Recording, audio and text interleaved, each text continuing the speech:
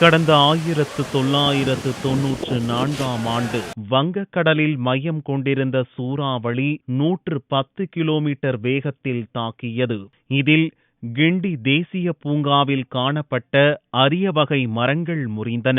22 ஆண்டுகளுக்கு பின்பு கடந்த 12ஆம் தேதி சென்னையை புரட்டி போட்ட வர்தா புயல் 193 கிலோமீட்டர் வேகத்தில் தாக்கியது. இதிலும் அதிகம் பாதிக்கப்பட்டது மரங்கள்தான். இம்முறை 20,000த்திற்கும் மேற்பட்ட மரங்கள் முறிந்து வீழ்ந்துள்ளன. விழுந்து கிடக்கும் மரங்களில் பெரும்பாலானவை ஆங்கிலேயர் காலத்தில் அறிமுகம் செய்யப்பட்ட ஹைபிரிட் மற்றும் இறக்குமதி மரங்கள்தான்.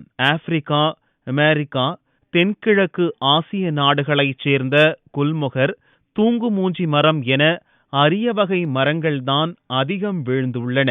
இவையெல்லாம் பூமியில் 2 அடி ஆழம் வரை மட்டுமே வேரூன்றும்.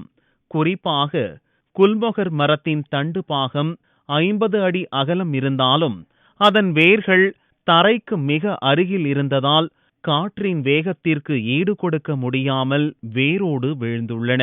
ஏராளமான மரங்கள் வேரோடு சாய்ந்து விட்டதால் 1.5 கோடிக்கும் அதிகமான மக்கள் வாழும் சென்னையின் வெப்பம் அதிகரிக்கும் சூழல் ஏற்பட்டுள்ளது. அதோடு காற்றின் மாசு அதிகரித்து நுரையீரல் மற்றும் சுவாச பாதிப்பு ஏற்படும் அபாயமும் உள்ளது. இதனை சரிக்கட்ட உடனடியாக நடவடிக்கை எடுத்தால் மட்டுமே ஓரளவேனும் சமாளிக்க முடியும்.